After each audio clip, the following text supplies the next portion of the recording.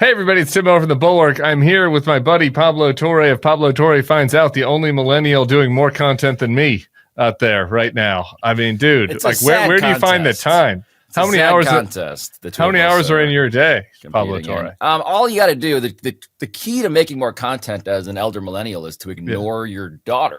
And so when you do that, Tim, you might consider that the ultimate life hack is being a bad father. So, okay, I am not ignoring my daughter, so I don't know. That's the competitive edge that I have. Okay, got it. That's right. You're putting a few more hours in. That's okay. There'll be time on the back end. There's always time for parenting and love. I'm told that generally speaking, podcasting is what people regret on their deathbed. They didn't do more of it. I didn't podcast enough. Living up to that aphorism. Yeah. You have a bunch of like kind of politics adjacent pods. People don't know Pablo is of ESPN fame and has gone out on his own, struck out on his own, so to speak. And Pablo Torre Finds Out is it's investigative reporting, it's sports, it's news. I mean, you've been on the page before, but for new people, sometimes it's really sportsy, and other times you're getting into other stuff. Yeah, it's journalism, solving mysteries. They tend to be about sports, but they tend to also take us into squarely political topics in which sports happens to be, Tim. I don't know if you've noticed this. The crowbar that a certain political party is way better at using to pry open wallets and votes. And so in that regard, it ends up inevitably being a story about the time we are living in. Yeah. Speaking of how much better that political party is at using sports, being in Tiger Stadium the weekend after Charlie Kirk's assassination was really something. I mean, it was just, it was crazy. Truly insane. I was sitting, I'm the only person in the section that knows Charlie Kirk, actually. And I don't know, maybe one other guy has been to a TPUSA thing. And the whole crowd was just wrapped by the honorific that led the football game. Wild world. Anyway, let's get down to business. Your most recent one, well, it's not your most recent, but the most recent one that is making waves is about Riley Gaines. My colleague JVL wrote a little bit of a spin-off on it for the Triad newsletter this week, if people caught that. Riley Gaines was the daughter of Rowdy Gaines, famous swimmer. That's not her dad, but God, it would make more sense if it was. It's not. Brad Gaines, an obscure Philadelphia Eagles player who had a cup of coffee in the NFL, is actually her dad. Really? Yes. Oh, I apologize to Rowdy for smearing him. It's a compliment and a smear that she would come from that lineage, but she comes from, in fact, football stock, SEC stock. Her dad went to Vanderbilt and played football. Now that's making way more sense. This is what you find out, and I'm just a commentator. So Riley was on the Kentucky swimming team. Yes.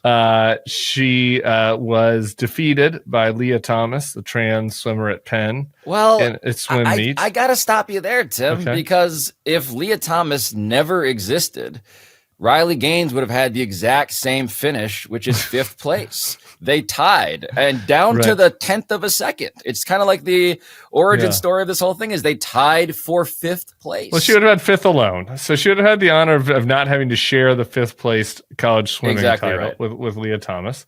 This is kind of the villain origin story of Riley Gaines.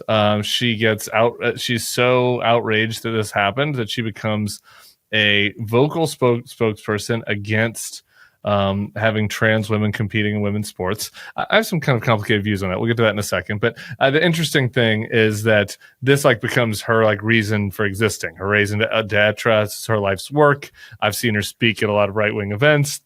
She's on Fox all the time. She's just this is it. She has taken this on and has become the face of this. You spoke to many of her teammates at Kentucky, and the story gets a little bit complicated, especially when you consider that the context of a lot of her advocacy is that she's just out to protect women. She's concerned about women and girls. They don't want to have to share a locker room with trans girls. And protecting women is a big concern of hers. So talk to me about how that story gets complicated. Yeah, so we reported this story with Madison Pauly at the Center for Investigative Reporting / Mother Jones. That's who did a lot of the legwork here. I want to make clear, though, at the top, before I explain what's complicated, that this is simple in some ways, because this is not a story at all about advocacy for trans inclusion. I don't, frankly, in this specific conversation, I don't care what anyone's view is about for or against, yes, trans girls should be playing on girls' teams. You could have a difference of opinion there. That's actually a reasonable, scientifically informed debate we can have. This story, though, is about Riley Gaines and the evolution of Riley Gaines as his political operative that you just described, because the question of what's complicated got complicated because when you listen to what Riley Gaines was saying from the beginning of her story, in which she ties for fifth with Leah Thomas, the argument goes from, man, I'm disappointed by this, and I don't personally blame Leah Thomas, all the way to, fast forward, the thing that tips the election, you could argue, which is an argument of, I was sexually assaulted because I had to compete with a trans athlete in college. And so the argument goes from this thing about, should Leah Thomas be allowed to swim against me, to these trans athletes are predators who are guilty of something that is equivalent morally to sexual assault. Those are the words that Riley Gaines says at the prodding of people. And you go through the sort of Mortal Kombat ladder of conservative hosts, from Ben Shapiro and the Daily Wire to Clay Travis and Outkicked Tucker Carlson on Fox News. Yeah. You go up and you see through the journey of just listening to the tape, the ways in which this rhetoric escalated and got weaponized. And I mean that almost literally, in the sense of these words got used against a population of people who were never accused before this era of, in this swimming context, being predators. Right. And so the complication, of course, is one that was brought to us because the story we tell is told through the voices and the eyes of Riley Gaines' former teammates at the University of Kentucky, who point out something essential, which is they had to watch Riley Gaines go through this whole victimhood industrial complex that earned her money, lots and lots of money over time, swung elections in ever more increasing and pervasive ways, while also the real story of victimization of their team was largely, if not entirely, being ignored. And that's, Tim, the story of the head coach of the University of Kentucky swim team, Lars Jorgensen, who Riley Gaines has described in her book as one of her best friends, a mentor, someone, the person who brought her to UK, a person that as recently as a couple of months ago, she called a terrific coach, because Lars Jorgensen has been accused of raping multiple members of the University of Kentucky women's swimming team, Riley Gaines' teammates. And she has spoken, as a matter of contrast, against the Mortal Kombat ladder of victimhood, industrial complex stuff we described before. She's talked about Lars Jorgensen, I mean, never allowed, but sent one tweet about it. And that was before, by the way, she compared her personal situation to what Simone Biles experienced when she was literally sexually assaulted by Larry Nassar in another Twitter feud. So the complication, I think, is through the eyes of the people who actually know her and competed alongside her. Yeah, and that tweet she sent was like before this recent compliments of him, right? Like when the first story about him came out, she posted. I want to hear more about Jorgensen, but like. Just for people that are watching, because we have folks that have differing views on this, and we can maybe do a whole separate ep on this where I talk about the trans women in sports. I just want to talk about why this caught my eye, and why I wanted to talk to you about it in particular. And it's more about just like the fact that this person, Riley, could experience these two things at the same time and decide that the one that was a bigger threat to women was the trans woman that was competing against her. Because like from my position, I think that I think it's complicated. There's certain cases where I think that that people make a big deal out of nothing when it comes to trans girls playing in sports, depending on age. And I think obviously these are things that you should, like, the Olympics should be caring about, not, senators. I watched a Fox show. I was one time watching Fox, and they were talking about a trans girl that was competing in a skateboarding tournament and how she won. And I was like, I'm not sure what the advantage was there exactly. The swimming case, it's kind of like, because of just the physical and biological nature of it, and it's not a team sport, it's individual, and it's just, look, this is who can swim faster. Obviously, Michael Phelps can swim faster than Katie Ledecky, right? And like, there's, so I think that there is a biological element to this. Sure. I'm sympathetic to the point of view that, like, probably a trans girl shouldn't be competing in women's college swimming. My brief summary is that there should be rules regulating testosterone primarily, but just like competitive advantage whenever possible. And if you want to argue, man, I can't justify this just because I think about those edge cases that are like 1 in a zillion, I actually understand. That's an okay position to have. And that's a separate, I would say, agreed. There's a separate episode in which that's the actual substance of the debate. We'll work through that. So then to me, it's like, okay, once that's kind of stated out there, like the interesting thing about Riley is like, how can you, it's almost a psychological question. I mean, it's a psychological question. It's a question about our politics that you can decide, wait, I can actually gain more fame and influence, by having experienced this on this women's swim team in Kentucky. And having experienced having a coach who allegedly sexually assaulted my teammates and was an actual threat and menace to girls who are competing in sports. And I can also compete against a trans swimmer. And that I could decide that tie that I had with a trans swimmer was the thing that is the real threat to girls, not the coach that's actually assaulting them. And to me, like, that bifurcation is what makes the story so interesting. And it has so much, I think it says so much about what's happening in our political culture and our discourse right now. Yeah, look, my mentions right now are a super fun site. It is unviewable, basically, at the moment. And a lot of the debate, they want to have it. People who are like pro Riley Gaines, let's call it, they want to have it on the basis of inclusion of trans athletes, the stuff that we just said. There is a debate there. Yeah. The conversation that no one can really explain to me is why, if you're looking at weighing harms here, right, we're not all talking about the thing that happens actually with a degree of frequency that is undeniable, which is male coaches assaulting their own players. And so the whole thing of like, how dare you have men in women's spaces?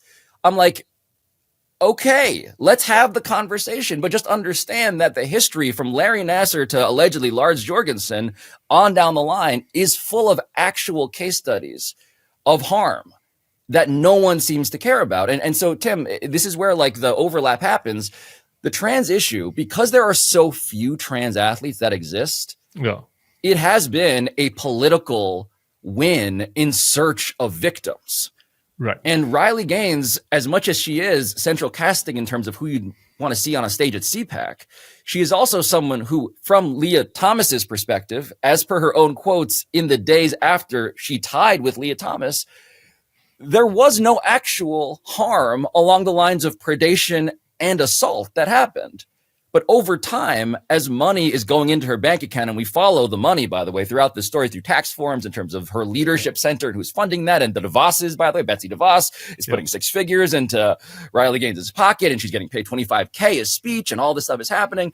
You see that the incentive structure reveals itself because of our American political climate, in which being this victim that indicates that a trans person is not merely an unfair competitor, but actually a threat to you, an innocent girl, that is a winning issue, because people, men, let's be honest, they don't give a fuck in the main about, oh, wait a minute, there's a problem in women's sports with the coaches molesting. It's like, we've heard that a zillion times before.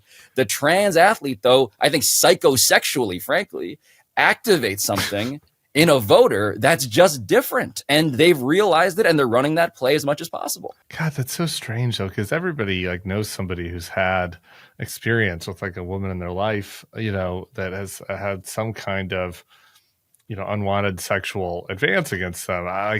So it should be something that connects with everybody. And I just think about this. It's funny you mentioned like the victim, the rewarding of the playing, victim here as Riley did when she had some teammates who are actually victimized, and like she's playing victim for tying and for fifth. And like Ben Shapiro was one of the first people to give her a platform. Ben Shapiro is on this whole book tour right now about how victim culture is a problem in America and how we need more lions and not lambs. And it's like, you imagine an alternate universe, right, where Riley Gaines had decided, hey, I'm going to become an advocate for female athletes who are, sexually assaulted by figures in power, by coaches. And, I'm going to, do a press conference about this. And I'm going to try to find some money and start a nonprofit. I'm going to go out and talk about that. Like, you can imagine some whatever she might be able to get on. Pablo Torre finds out. There might be I'm not saying there's no interest in this. There might be one Today Show segment about this. I would like to think. Yeah, but there's no way to imagine. What there's no way to imagine is that would become the platform for her to become a massive political figure, speaking at presidential events. Having a content mill of her own that makes money. Right, like the scale of her ability. To me, that is like the heart of the story. Like that she was able to take the trans issue and become this political superstar, in which it's just hard to imagine she could have done that had she spoken about the actual harm to her teammates. Well, and we know that for a fact because we've run that experiment, and it's just called American history. Like, I mean, we don't know who that person is because they've never been elevated in that way. Right. Donald Trump, when he puts those truths out, and he has the list of things when he was trying to distract us from the whole Epstein thing, and it was like, look at all I've done for you. He puts trans in there.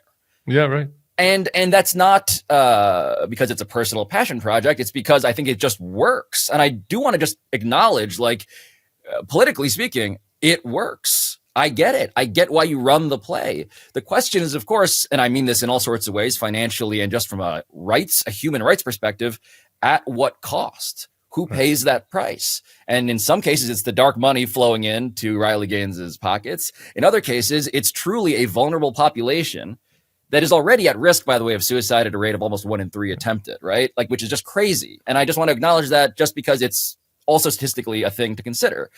Those people who are just trying to frankly, blend in impossible ways and play sports end up being recast as these people that we need to hunt with pitchforks and torches. And that effectiveness is indefensible to me. And it's indefensible because it's actually working. Yeah. I agree. It's indefensible in a vacuum, but it's just, in this case, it's just so stark because it's indefensible as compared to the other threats that she was experiencing. And by the way, this is not me being like, oh, it was morally, Riley Gaines was morally obligated to go out and become an advocate on behalf. It's not that. It's just that these things happened. She identified one of them as something that was a major threat that she was going to make her whole career about, and it was, this issue that is not really causing material harms to other people. It's not. There's not all the abundance of cases of trans athletes in locker rooms creating problems, right? Like there is with coaches sexually assaulting, and worse than that, it's victimizing other people. Yeah, and I do want to make clear, we talked to people who were dressing in those locker rooms at the NCAA final with Leah Thomas and Riley Gaines, and they told us, multiple sources told us that Leah Thomas changed behind a towel, facing the other way. And by the way, when you talk to those swimmers, then listen and read what Riley Gaines said immediately afterwards, no one accused Leah Thomas of predation or sexual assault. Right. And so it is merely the rhetoric. This is a story about why has the rhetoric changed and who is funding it and what is it doing to our country? And to me, when I say that the trans sports thing is a moral panic, it's not to dismiss the real debate around the science of competitive advantage. It's to point out that when someone is equating morally, as Riley Gaines has done, unrepentantly, Larry Nassar's sexual assault of dozens upon dozens of female athletes with Riley Gaines' experience, tying for 5th with Leah Thomas, absent any other demonstrable harm. We're living in a batshit dystopia that we don't actually need to if we just use the facts and the quotes and the tax forms as our guide to is this bullshit or not? Right. And I hope that we do. All right. While we're talking about grifters, Clay Travis did come at you on this, mutual friend of ours, Clay Travis from Outkick coverage. What was that exchange about? Where did he fall on this?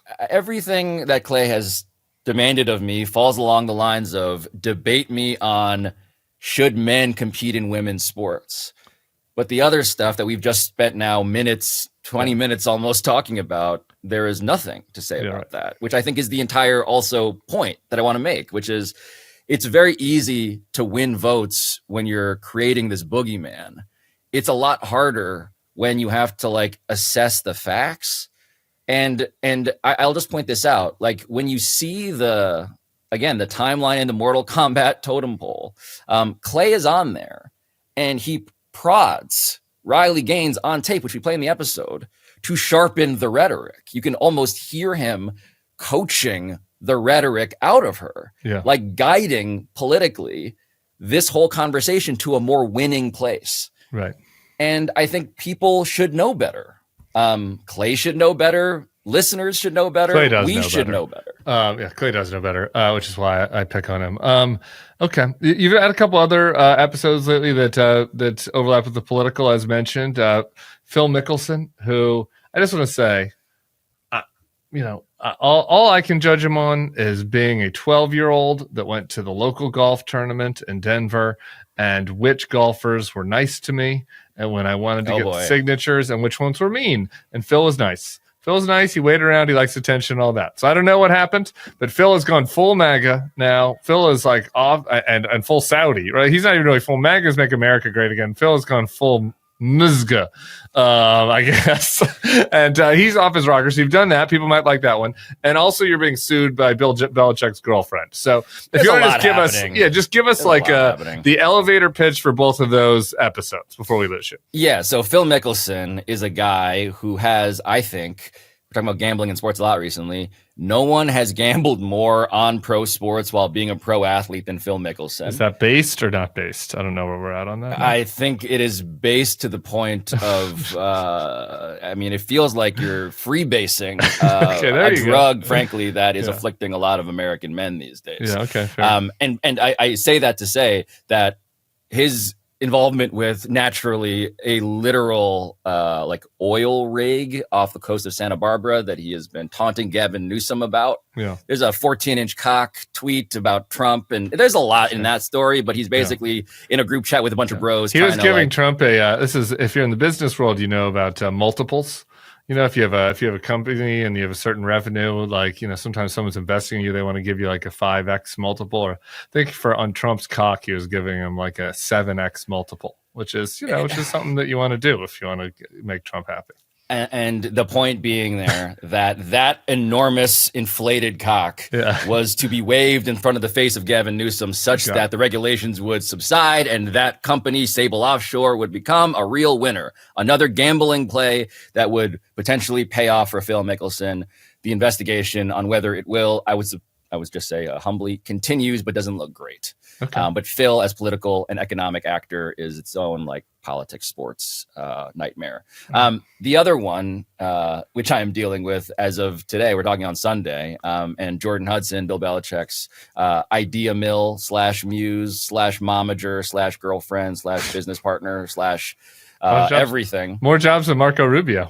More jobs than us, Tim. Really, she's out there. She's grinding. An enterprising young person who is putting us to shame, moving fast and breaking things, as Mark Zuckerberg would say. She has just put on Instagram that she's going to sue me. I have reported, of course, extensive. I don't quite know. I genuinely am continuing my investigation as to what did I do this time. But we've had multiple episodes, of course, investigating Belichick, who is the highest paid public employee in the state of North Carolina, $10 million a year to coach North Carolina, who will not make a bowl game as of this past weekend officially, it seems. And Jordan Hudson has decided to wage, apparently, or at least threaten to wage legal war against me, which I look forward to covering, I suppose. So there's also just that. My phone is a bad place right now. Yeah. Except it also continues to warm the fire of my dark content-driven heart. Well, and so there's a lot happening. Thanks for just spending a few minutes in the good place with me over here. And good luck going back to your phone after this. And I will be keeping it posted. Everybody can go watch and listen to your material. And we'll put the links down here at Pablo Torre Finds Out.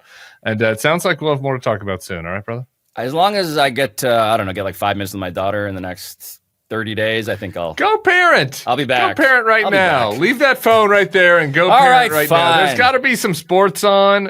Go spend 20 minutes or read her a book. Read her a book. How about that? You know what? I took my daughter to the Tulane LSU women's game on Monday. Look at me. So this is me. This is sports dad, honoring women's sports and parenting and content creating. Not to rub it in your face, Pablo, but that's what's happening over here. I've been reading Phil Mickelson's tweets. Okay, yeah. That's what this dad's been up to. Take a break from that. All right. We'll see you soon, honey. Touche.